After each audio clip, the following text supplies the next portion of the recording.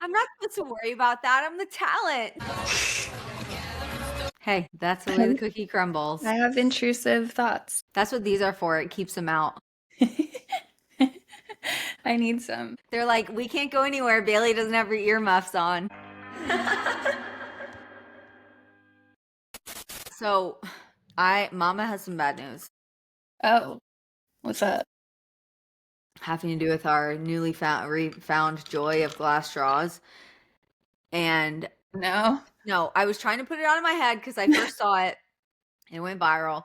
And then I was like, okay, la la la, forget about it. And then Terrence O'Connor made his little cultural digest and he brought it back up. And I was like, shit, probably need to tell Kate. Some girl was drinking out of her glass straw and she swallowed a shard of it. And she like ended up in the hospital with like all this crazy, like it was like cutting up her insides. Great.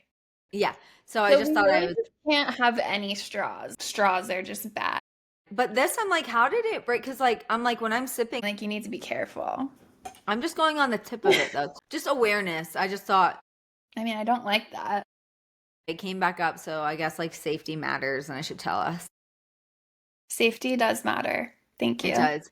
But then, there's sometimes I've been thinking a lot about the past and like how free I used to be and like not caring about anything. And now I just have all these thoughts of like, oh, I would never do this that way. Or like, I could never do this without thinking, hello, Keanu. I could never do this without thinking of like the risks or like the worry. And I'm just like, even to like drinking out of a glass straw, I can no longer go without like caution. No, I get it. I was thinking about how much money I spend per month on water because I will only buy water out of glass bottles. And now I'm like, there's glass shards in it now. Keanu is just like sinking into my coat. A new concerning thing every day. This is not going to be a whole Debbie Downer spiral, but but I will just to tip off of that. We have nice things to talk about as well. But this is awareness, okay? This is awareness. There are now 2 new forever chemicals that are being allowed to be sprayed on all vegetables, organic or non, in the United States. The FDA just approved them, and they are forever chemicals, and they're going on stuff like broccoli, onions, carrots, stuff like that. Just wanted to say, like, whatever's going on with our like food safety, all these regulations are being rolled even further back. So $1 million more dollars on. That's really good for my food repulsion issues that I already have. I'm saying no more. I know a lot more info and I'm saying no more. The thing it.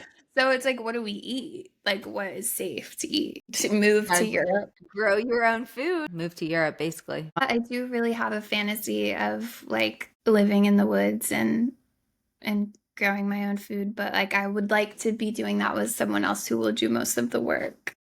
I think that's where we all need to be headed, ideally. Homesteading. Yeah. And I think at some point it will get to that point. Yeah. We have to start being more self-reliant. I mean, those Instagram accounts are so popular. People who live in the woods and teach people how to like build houses and build their own like solar electricity. When I lived in California, all of my friends there were in permaculture courses. Like, it's definitely like ahead of the curve in California for years. This was years ago, almost a decade ago. And I'm sure even before that, but I just, that was my big experience of, being exposed to like that type of off-grid lifestyle that I was in. And then them actually learning how to do it in a sustainable way was cool. Cause they did like, a lot of the properties I lived on was like regenerative farming. Yeah. It's cool. I mean, it definitely like, it takes resources to start something like that, or community.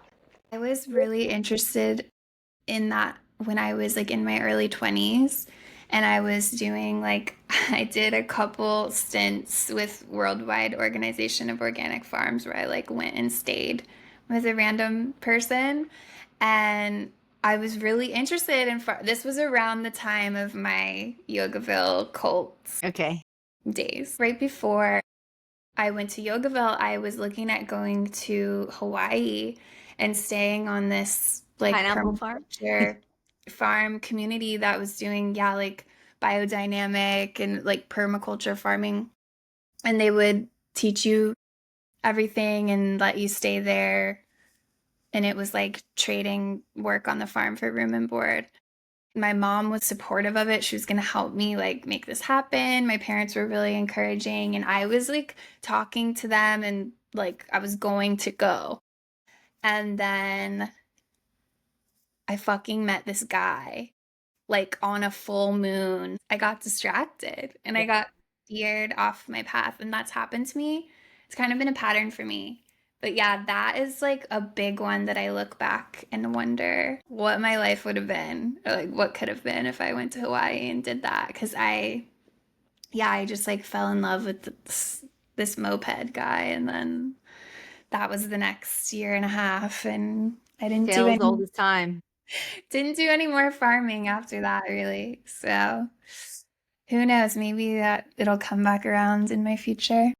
Yeah, I mean, quantum physics says, just kidding. I'm not going there, sorry. Well, karmic, it might be part of your karmic resolution. Yeah. Quantum physics says that you can exist in all timelines of all possibilities of your life. Also, I can't stop staring at your red hair. I think it looks so good. Thank you. It really feels, it's already faded so much. Like it's kind of more, what would you call it? I don't know, like burgundy, It's like pinky. all burny, but like your rosy cheeks and the pink shirt, it's just like it looks perfect. It looks It was really more red. And now that I'm here, I'm like, okay, yes, I'm glad I did this and I want it like even more Mhm. red, like richer. So, yeah, I'm gonna keep it. It looks good. It's fun to be back in the colorful hair. I really, because I used to dye my hair, as you know, every color, but I don't know, like I think I just told myself kind of like since I turned 30, I was like I can't do that anymore. I'm too old. I'm glad that I'm like over that cuz Me too. I'm always telling people there's no rules and you can do whatever you want. So I don't know why I was like imposing that. No, you can.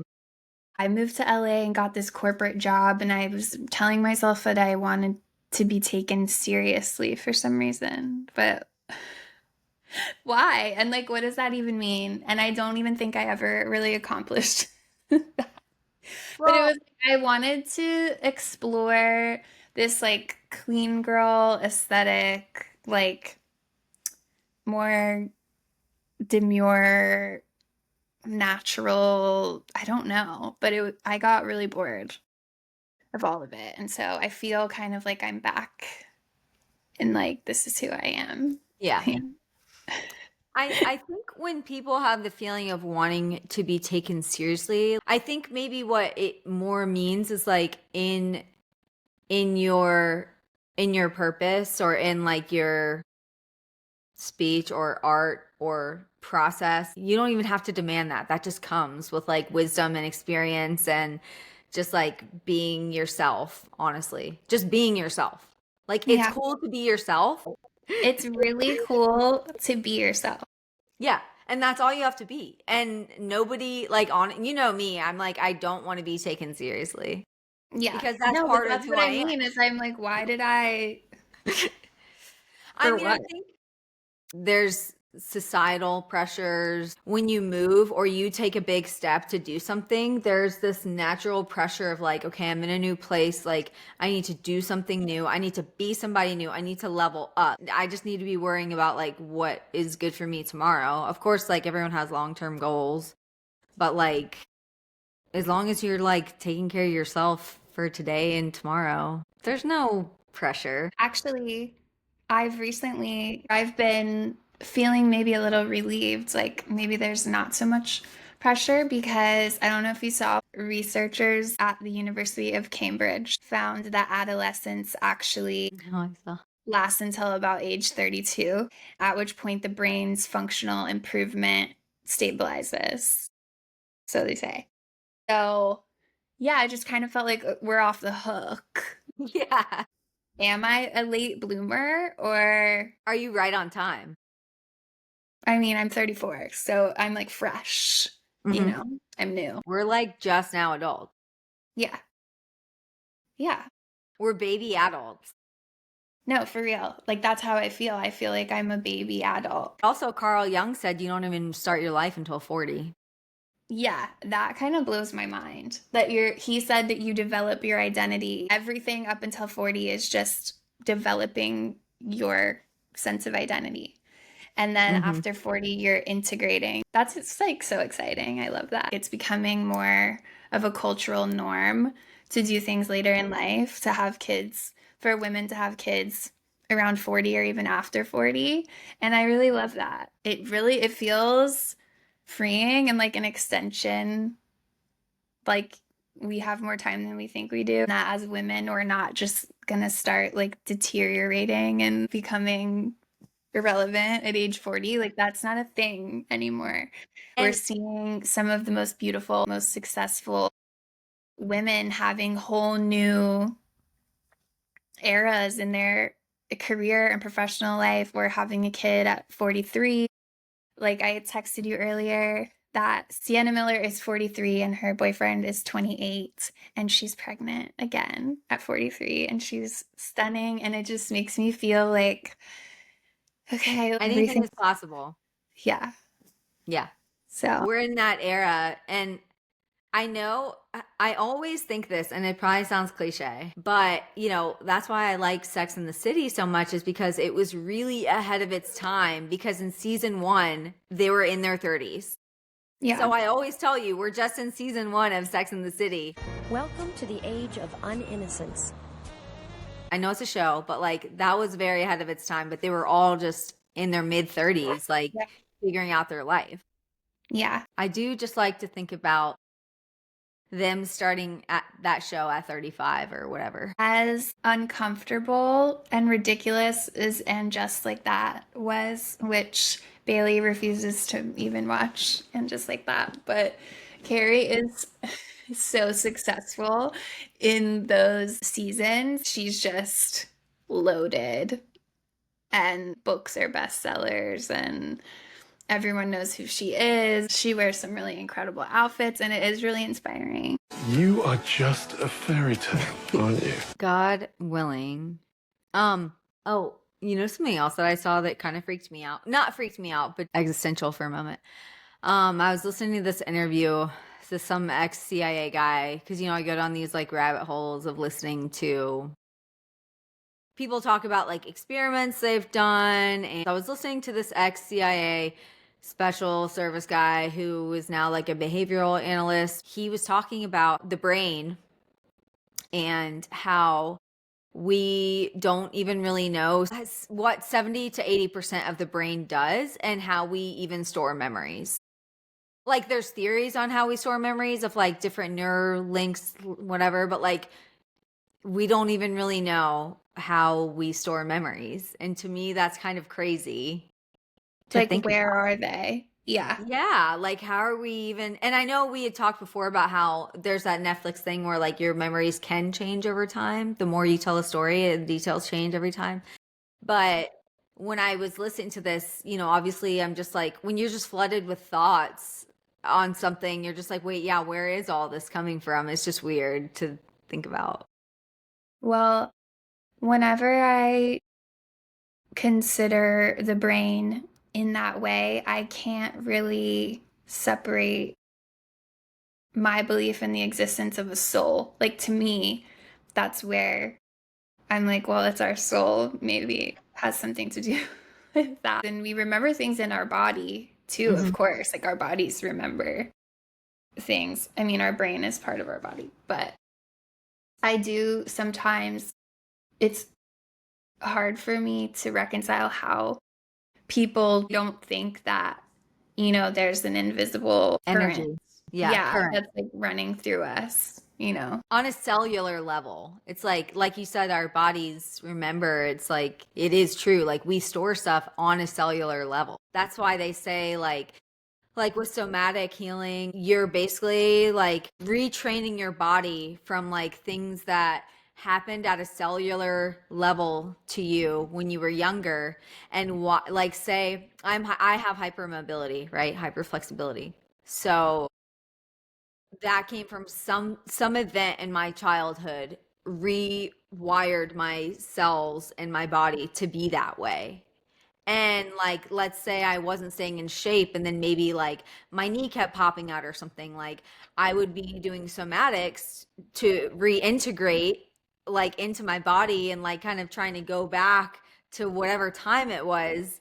I don't know. It's very interesting. I don't know so much on the topic, but it's always interested me that like that type of healing really integrated like on a soulful cellular level, and trauma or whatever triggering events happened, and on like obviously the physical therapy and the stretching and the that aspect of healing it. There are studies that are done on it, and it's interesting that like it is integrated in modern science. Yeah, somatics is, I feel like, being talked about more and more and being taken more seriously. I think it's so fascinating. I don't even think I really learned about somatics until maybe a few years ago, like in that term, but it's a belief in yoga as well that you store emotions or memories or traumas in certain parts of the body. Like they say, hip release is you store a lot of emotions in your hips, and like sometimes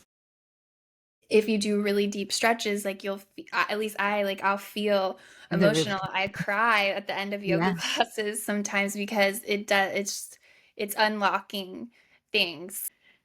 I was trying to explain that concept to my parents for so long, and I probably sounded like such a hippie. Like, I don't know if my delivery was ever that great, but I was always trying to tell them, like, you store things, because, they'll have their like ailments or like their knee problems or their back problems or whatever. And I was always trying to be like, it's emotional. Like, I Aw. would buy them books and stuff. I don't know if they ever read them, but Yeah. like, you have to process and your back will stop hurting. But I mean, obviously that's not the answer to every physical condition, but I do really believe that there is something to it. And with mental stuff too. And yeah, like post-traumatic stress. I've got, I use a chi machine. Okay, clip that in. But it's really funny because I've never seen anyone talk about chi machines. And then today I saw a girl, it was like a vlog of her day, but she was like, and then a quick break to hop on my chi machine. And I was like, oh my God. So maybe they're coming back.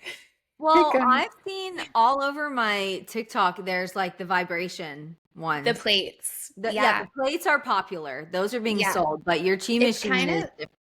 kind of this same idea. Yeah, shaking, somatic shaking. And I did it, and I told you the breakthrough course that Chani Nicholas has on her paid subscriber astrology app, which I highly recommend. But she instructs you to do somatic shaking just through dance, just like putting on your favorite songs and shaking your whole body and releasing. And it really does. Like, you can't. I don't think you can do that and not feel at least a little bit better after No. you do it. I Just mean, moving. yeah. And you're lymphatic. You're draining your lymphatic system. You're like draining that caught up. I mean, it's your energy is being lifted, but also, yeah, like you need to move that fluid out. You're probably sick because of all the fluid that's stuck in your body. Really hard for whatever reason to make yourself do it when you're depressed. And I'm like, I need to just get up and shake. It's the easiest thing. Like, just shake your body. You can You don't even have do to it do some, dissociated.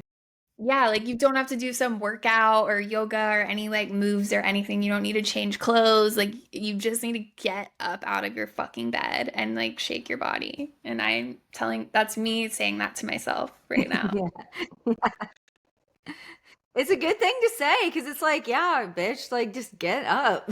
I need that to be like my alarm in the morning, is you saying that. I might have you record that. I will for you. But like, we are in the time of year where I think it's okay to sleep more and spend more time in bed, but I really go overboard with it. And I feel like I've started early this year, where it's just like it is really hard for me to get out of bed. I feel safe there, and I'm like struggling a little bit because it's more depression related right now than it is, I think, Yeah. hibernating, because I'm in Los Angeles and the sun is shining and it's still like 70 degrees outside during the day. So I can't really blame it on like the weather or anything. But It happens though, you know. It's a we need, cycle. yeah. There's a time for everything. I think we need a little movement in every day.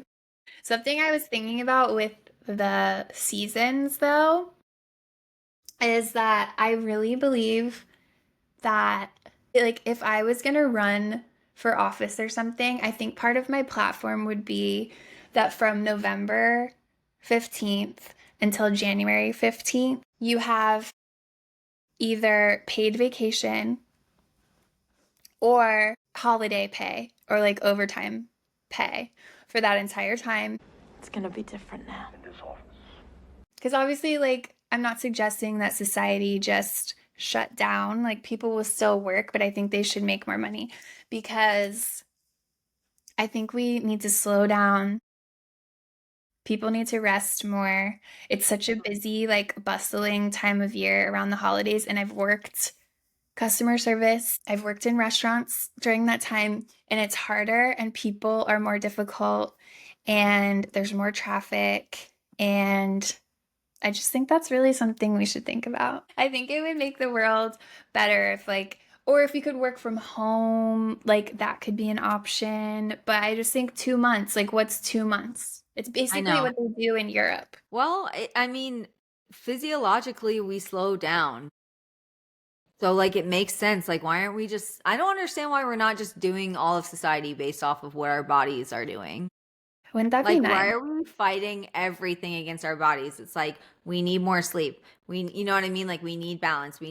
So it's like, I don't understand why everything doesn't just follow suit. I mean, I get it on some level, but then I'm going to go down a conspiracy route. Things could be like slowly changing though. I'm always trying to tell myself that, because I see people talking about this stuff more and more. And another thing I've been seeing, it kind of goes along with the age thing, how women remain vital and healthy, longer than society wants us to think. We've always been told that as women get older, their fertility decreases. There's research recently suggesting that it's actually the other way around, and that it's men's sperm that's aging and is less vital, and that women can actually have healthy pregnancies in their 40s.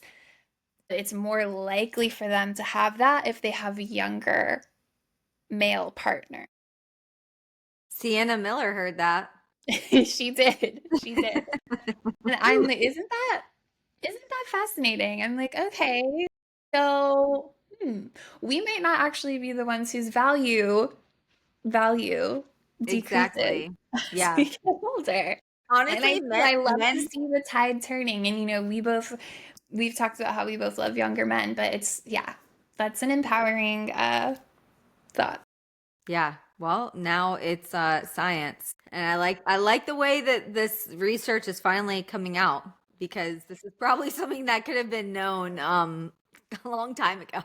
Yeah, well, it's going to be interesting to see how much more we learn Yeah. in the coming years, because they didn't actually start studying women's bodies until like the 90s. So there's a lot to be unlocked, I'm sure. Yes. Goodness. But speaking of bodies, Bodies, bodies, bodies. speaking of bodies and male bodies, we've been really enjoying a new show on Oh, HBO that I think we definitely need to talk about. Woo! Heated Rivalry. Heated Rivalry on HBO. If you are turned on by hot guys getting it on with each other, hockey players, locker rooms, tension. It's making me nervous to talk about it.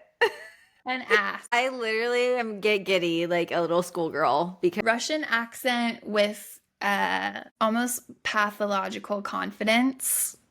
That's hot. this whole show is really, I need more. I can't wait till they're all out so I can watch it again in one full swoop. Like it just pulled me in immediately.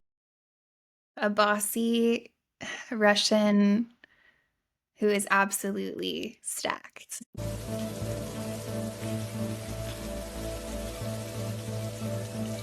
The chemistry, like where is the chemistry in real life? I would love that. And so I'm just gonna keep fantasizing that maybe at some point had that, but I think the enemies to lovers arc has to be my favorite romantic dynamic. In fiction and in life, looking back, I could argue maybe that's toxic of me. yeah, the tension. The tension, it's so hot. I was gonna update my favorites on Letterboxd because I had some like scary stuff on there for the Halloween season. I like changing it a little bit. And I was trying to think all my favorite movies that were coming to the top of my mind were really depressing, like sad movies. And I'm trying to think like romance, like what's my favorite romance? And they're all gay. You're right. It's like where is the passion? Where is the heat? Where is the romance in straight relationships? You just don't know if it's there. And it almost has to be, it seems like when there is, it almost has to be like, yeah, an illicit relationship or star-crossed lovers or an affair or, yeah, people who hate each other. Mr. and Mrs. Smith, maybe that just came to mind, but they were like enemies. That was a Yeah. rivalry situation. I agree. However, I am excited that Hamnet is about to come out, and there's early reviews that are already out about it that are apparently it's really beautiful. Tell me a story. What story would you like? Something that moves you. I love Paul Mescal so much. Yeah. He is a romance guy. That was actually the top thing that came to mind when I was like, is there a straight romance that inspires me or that I feel it's as intensely about as I do these other films? And it's not a film, was a TV show or a series, but Normal People. I haven't seen I it. Oh, I've been wanting to see that.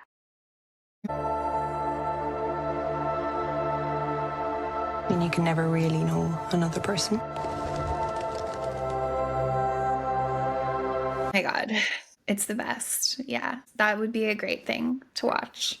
It's been in an old list of mine on an old TV list, and I need to write it on my new list right now. It's so beautiful and so romantic, and it's sexy, and it's Paul Mescal. Okay, and I love thank it. you. But Thank you yeah, so much. heated rivalry. If you're in withdrawal because there's only 2 episodes out, and you do love the enemies to lovers arc like we do, I would recommend watching the movie Femme.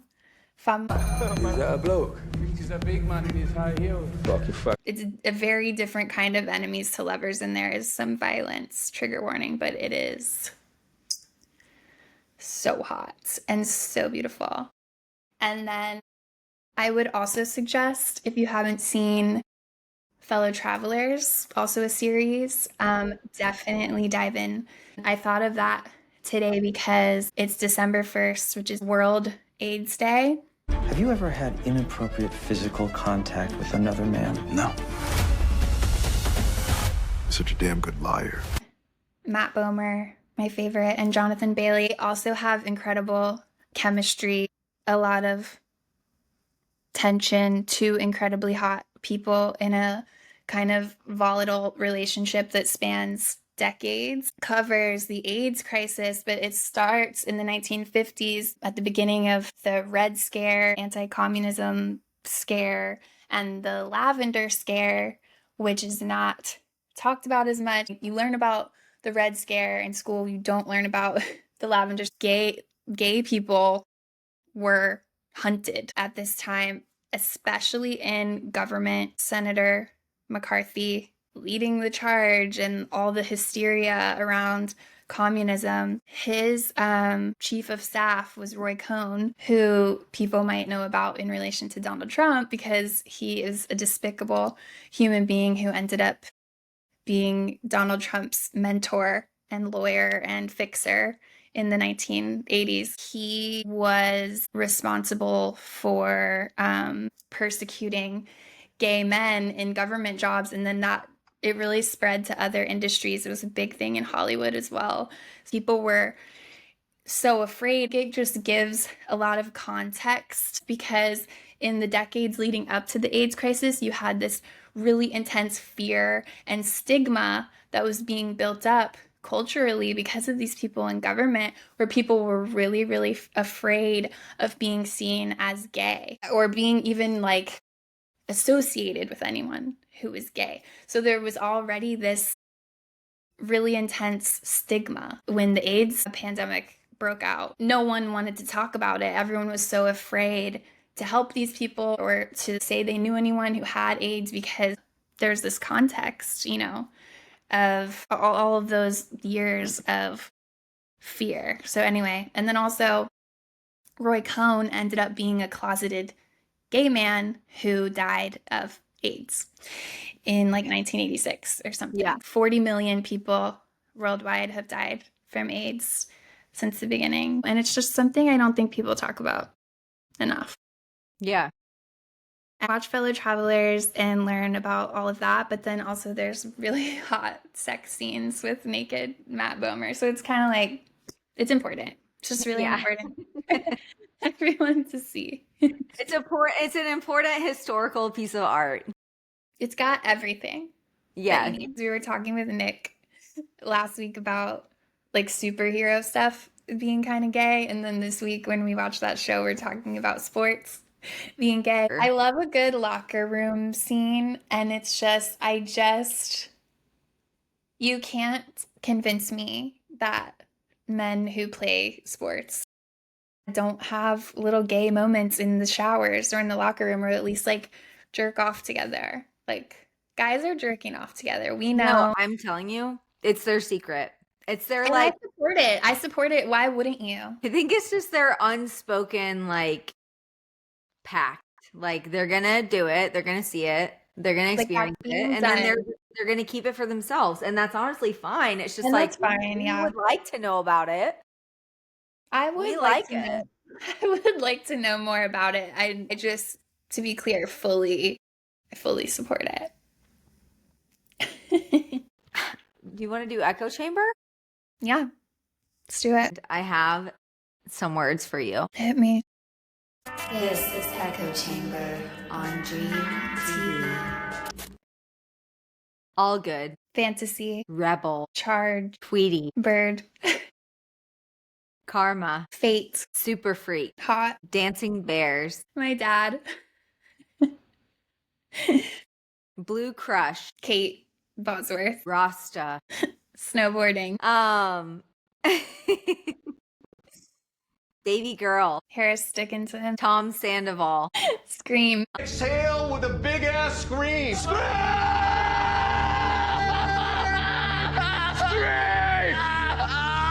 Okay, last one, hands. Warm. I also thought of this song. I think it was Conway Twitty or I can't remember, some old country singer. Isn't like maybe from the 80s song. And it goes, you need a man with a slow hand. Baby, believe me, I understand. When it comes to love, you want a slow hand.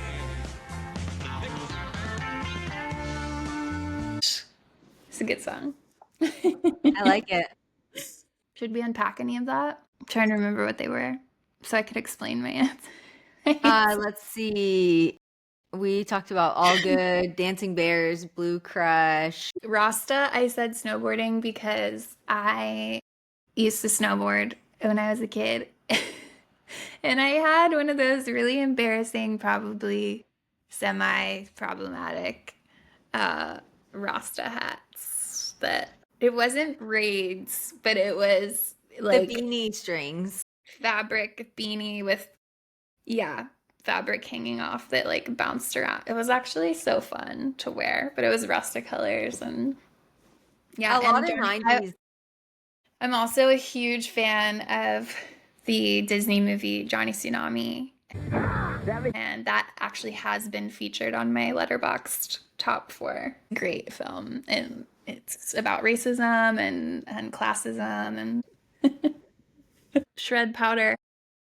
Also, I said Tom Sandoval and you said Scream, which is appropriate because that's on our bucket list for 2026 is to do that Scream. Probably not everyone even knows what dancing bears are from, but it's a Grateful Dead thing. And I was really obsessed with the Grateful Dead back in my late teens, early 20s. My dad always liked the Grateful Dead as well. That was something we've connected over, and he clings to that. I don't go to the shows anymore, and I don't really listen to them anymore. He still will buy me Grateful Dead related things. He bought me a Dancing Bear Christmas sweater just a couple years ago. He's gotten me Dancing Bear earrings like from Etsy. It's just something that kind of continues forever, and I love it. Blue Crush, also one of my favorite films. I have a thing with like board sports, and it's problematic. Dating someone who does board sports has never fared well for me. But I think something imprinted on me at a very young age probably had something to do with Johnny Tsunami. We don't know. But I just matched with a professional snowboarder on Raya the other night. And I actually messaged him first, which I never do. And he just hasn't responded. What the hell? I want to have hope, but it's also just like, come on, guys. Like, no, it's wrong. I should never swipe on someone who does board sports. It's just not. Well, we were watching Heated Rivalry. What is one to do? Yeah, I was just horny. Yeah, horny for He had sport. tattoos. Yeah, I'm sorry. That was a momentary lapse in judgment. But the universe blocked me, which tends to be the way it goes. Really. Yeah. So that's fine. Yeah, we didn't really talk about Thanksgiving. How was your Thanksgiving? It was good, low key, chill, immediate family, but it was funny because the topic of DMT came up. It came up at the dinner table, and then I was kind of explaining like that whole, I don't know if you know who Danny Goller is, but he's this guy who he's had like over 1,000 psychedelic experiences, and now he like talks to he goes on a lot of podcasts, he does a lot of experimenting, he lives in a place where it's actually like legal to do all that stuff. And I think I've seen him on a podcast. Yeah.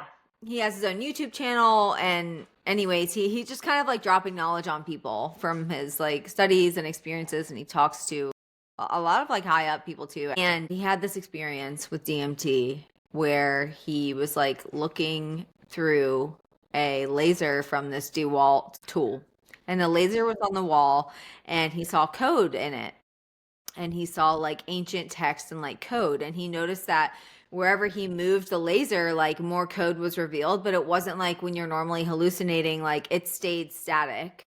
So like it was just uncovering more of it. And then like if you put your arm in front of it, your arm had different code. So he kind of related it to like, think of The Matrix, you know, the movie The Matrix, where it's the code. And so then there's been all these other people that like saw him do this, and they did it, and they reported the same thing. He's had credible people like ex-military, CIA people come to be with him and do DMT, and they report the exact same things, but it's kind of like you can't record it because it's just like an experience thing, but everyone you're only seeing it if you're on DMT. Yeah, I thought that was funny because you had texted me like, how's it going there? And I was like, oh, you know, just talking about DMT and shamans and non-controversial topics. Yeah, I know. I'm like, I feel like I can talk to my parents about pretty much anything, except that is like something we haven't really breached, is like my experience with drugs. I think it still makes them uncomfortable. I mean, they know that I've smoke weed and everything, but like they know that I have experience. It's just like I kind of whenever it comes up, I get the feeling, the energy in the air is like, Yeah. we don't really want to talk about that. But it was so funny also that you brought that up because my friends went to the North Carolina, I forget what it was called, some kind of light festival with like lantern. Sorry, I couldn't think of the word lantern, but it was like giant lanterns, like how on the Chinese New Year they have like the big dragon. So it was really cool. There was like all these massive installations. There was a huge dragon, but she posted one that was like kind of like a tree person looking, like I think it was a tree and maybe someone in front of it, but it kind of looked like they were morphed into the tree. I was like, that makes me think of my experience. Smoked DMT once, and I think I've only done it once. And I saw like thousands of little Lego people that were like building everything. Like they were the elves. They were building our 3D like reality, everything that we see. And then my boyfriend at the time who I was with looked like a tree person. Like he looked like his skin looked like bark, and his hair, he had really long hair, and his hair looked like little branches and like leaves that were moving all around. And then it is crazy. Last night or the night before, I was reading about the mandrake plant. It's in Harry Potter. They have mandrake plants, and when you pull them up, they like scream. Yeah. But in real life, mandrake plants look like people. Like they're really freaky looking. They're like shaped like people. And then I was like on this whole thing where I was like, oh my God, what if our evolution actually comes from trees? Like, what if we started as trees? And then I was like, trees have an interconnected consciousness. I was on a whole spiral about that the other night, and there could be something to it. Yeah. Have you read The Hidden Life of Trees? No, but I've heard of it. Yeah, there's a couple different books like that. And it's funny because my ex, who I was speaking of, was really into one of those. I can't remember if it was that one or the Celestine Prophecy. That's an interesting theory. And like divine ratio. Yeah, divine ratio. Isn't there something with trees? If you look at our nervous system and like our like it literally looks like a tree branching out, like our spinals. Yes, exactly. Roots. It's like we have. That was in Frankenstein too. I was gonna say Frankenstein, the whole reference, but yeah, I mean, that is kind of crazy. I think we might be tree people. It kind of makes sense to me. Because all I've read is The Hidden Life of Trees. There's all kinds of books on mushrooms and the interconnected, but it's this old arborist that wrote it. So he worked with trees his whole life, and all these studies that they've done, and just his experience of like how trees from one area, a species of trees, can send signals to another area from migrating animals that it knows are coming. So like it tells it to act differently, and just all the things. I was like, whoa. Yeah, and like if you talk to them, they can hear you, and they move, there's lots of videos online now of people doing experiments, like asking branches to come closer to them, and they do. Yeah, and they say like, they've done all those experiments where you talk negatively to certain plants and you talk positively to others. And the ones that you talk positively to, they've done that with a lot of organisms, but since we're on the topic of plants, which is why you should always talk positively to yourself. I know. It stresses me out though. Like I get really obsessive over that. And I think that whole concept is so tough for people who have a depressive disorder. I struggle with it a lot because the whole idea of manifestation, how you talk to yourself or how your thoughts create your reality, it can get really overwhelming. Where I'm like, well, fuck, like, how do I fucking fix that? So I'm talking to someone about ketamine therapy tomorrow. Yeah. I mean, yeah. And, don't be too hard on yourself. Like, it's a constant process. It's a constant process. And I mean, you got to try everything. Ketamine therapy. I'm going to. I am I get delusional with it to some extent because I'm like, when I get, because I'm a super anxious person, I would say more so than like depression now. And so what I've been having to do lately is just like, when all these thoughts are swirling in my head and they're so overwhelming and I feel like I'm frozen, I have to just start saying in the moment, spitting off things I'm grateful for in the moment, like things that are around me that I'm grateful for. And then I know that sounds cliche, but it does kind of work because I'm like, okay, it gets me able to move and go and like, okay, like I'm gonna start doing that. That's a really good, I think that's a great practice. I have to, or else I will. Anything, whatever it takes. I mean, I have to override. I have to force myself to override thoughts all the time. Like I forced myself to go to the grocery store the other night, and I just like I felt scared. Like I felt afraid to leave my house and go across the street to the grocery store, and I have to figure out ways to override those thoughts and say like, no, you can do this. And I like that practice. And I used to live with a very close friend who she would leave notes for herself, like all over her apartment saying different things, just like reminders. I have one now that I adopted from her that's "you're not in trouble," like so that I can just see it over and over, like you're not in trouble, you're not, like you didn't do anything wrong, no one's gonna punish you. Like she had a little whiteboard on her kitchen door where she would write little messages like that, and I loved it, especially because they would be a surprise to me, like when there were new ones, but they were like actually really helpful for me. So I'm trying to start doing that again. But I also thought it was funny that you went like this, because I saw a video, a girl was talking about lucid dreaming and how like little practices and little things you can do in your waking life. And so when you're awake in your physical reality, every so often she said you should go, I am conscious, I am conscious, I am conscious.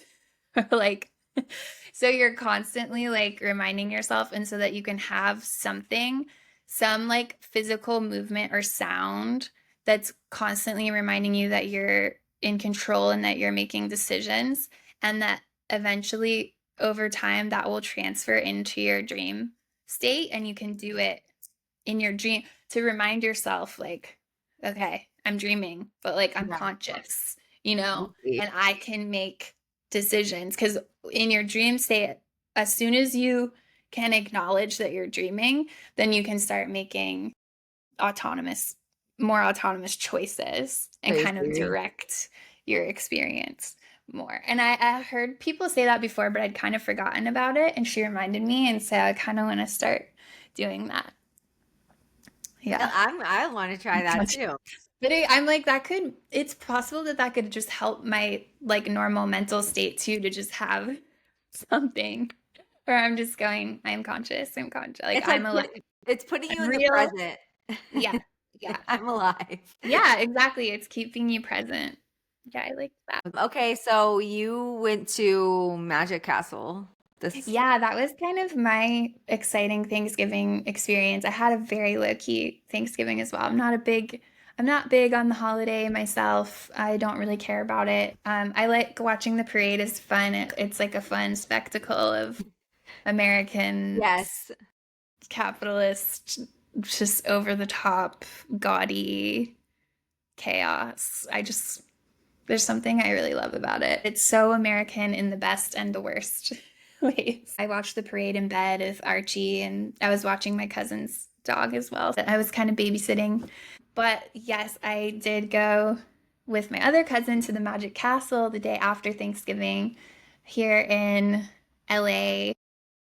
If you're not familiar with the Magic Castle, it is this huge mansion up, I guess it's like in the Hollywood Hills, kind of. It's not far off of the boulevard. I think was built in the early 1900s, and it was just someone's home. Sometime in the 60s, 70s, it became the Magic Castle, which it's like a club for performing magicians. It's a society of magicians. Very exclusive. Very exclusive. There's memberships, like Sometimes it's open to the public. Sometimes it's like members only, or you have to be invited. You're not allowed to take photos in there. It's very like it's a very old-timey, mystical, whimsical place. And so that was really exciting. I had never been. And it was a members night. My cousin was friends with one of the magicians performing. Handsome Jack, shout out. His show was great, and I got called up on stage. It was just really funny experience, but it's truly a magic place. I have no idea how any of the magicians we saw were doing the things that they did. I mean, I know a lot of it's sleight of hand, but there was a lot of power of suggestion stuff and like borderline mind reading stuff, energetic stuff going on too. And you can feel it in the air, like in those shows. These people know what they're doing, and it's really impressive. And it was also a really exciting night for me because I met Dita von Teese, which I like kind of forgot that happened, and I can't believe that's even real because I've been a huge fan of hers for a long time, like since I was a teenager, since I was on like MySpace. I remember looking at Dita von Teese's MySpace page, and I love her house too. Her AD tour is one of my favorites, and so yeah, that was just special. She was so glamorous and perfect and everything you would expect her to be, and more. That was really, really fun. Yeah. Wish I could have been there.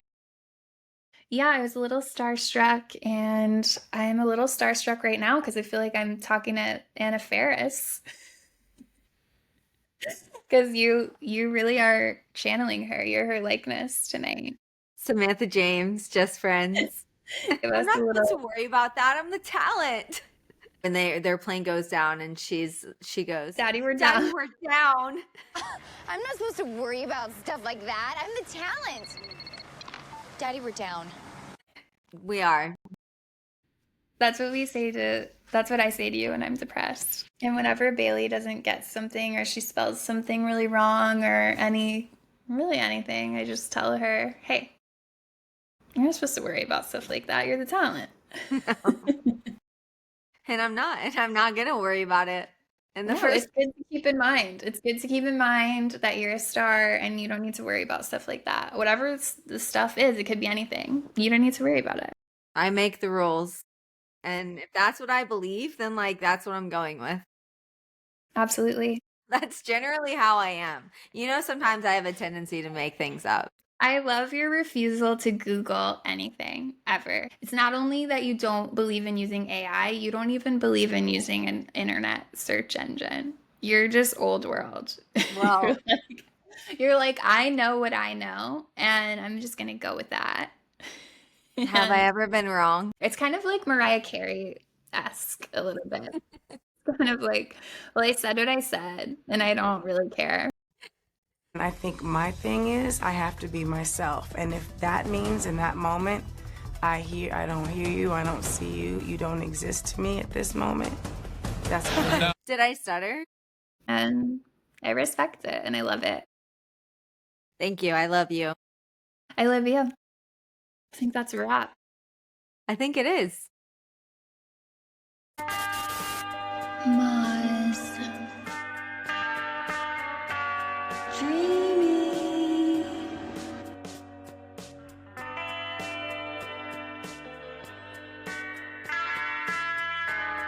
Dream TV.